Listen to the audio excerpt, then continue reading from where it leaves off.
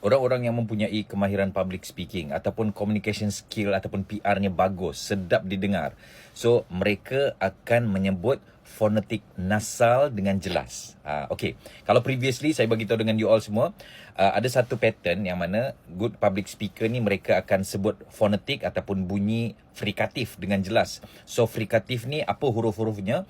Frikatif adalah F, S, H, R, SY dan KH. So maksudnya since ini adalah ilmu bunyi-bunyian, so kita sebutlah S, H, R, Sh, kan?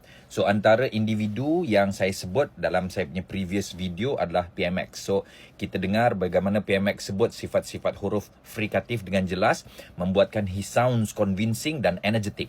So untuk kali ini adalah bunyian ataupun fonetik nasal, dan fonetik nasal ni saya perhatikan Dr. Sam mempunyai fonetik nasal yang sangat bagus. So Dr. Sam MB Terengganu lah.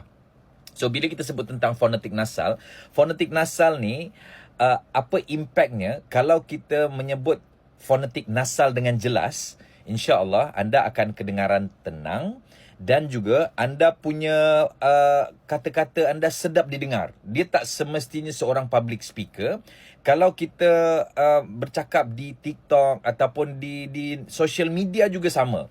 So soalan dia adalah apakah huruf-huruf nasal? Huruf-huruf nasal ni adalah M, N dan gabungan NG. Dan again, bila kita sebut tentang huruf-huruf nasal ni dia adalah M, N dan NG. Dan bila kita sebut dia punya bunyi adalah dan So macam contoh tuan-tuan, puan-puan, sayang sangat. Jadi tuan dan puan, selepas ni kalau anda jumpa nak sebut frikatif ataupun fonetik nasal, anda kena sebut dengan jelas. Sebagai contoh perkataan-perkataan yang mempunyai huruf nasal adalah tu tadi perkataan apa lagi? Tuan, puan, bintang, apa lagi tuan dan puan? Sayang. So sebut dengan jelas sebab impactnya satu, anda akan ataupun suara anda akan kedengaran tenang, dan yang kedua tuan dan puan, suara anda akan sedap didengar insya-Allah. Dia akan menjadi beza orang-orang yang mempunyai nasal clarity dengan orang-orang yang tidak mempunyai nasal clarity ni.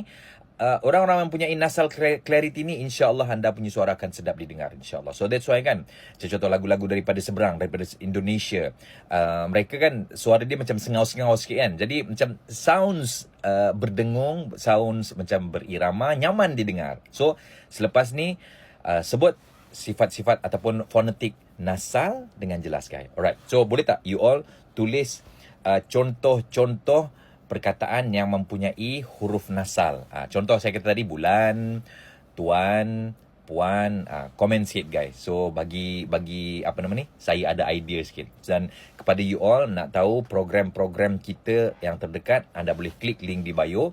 Dan kepada you all nak improve your communication skill supaya lebih berstruktur, supaya lebih confident, supaya lebih convincing, so anda boleh klik link di bio untuk mengetahui program-program kita terdekat. Alright. So jangan lupa save video ni dan share dekat you all punya live host ke, ataupun mungkin you all punya kawan yang nak improve their communication skill supaya mereka juga belajar sesuatu. Alright. Assalamualaikum warahmatullahi wabarakatuh. Thank you so much.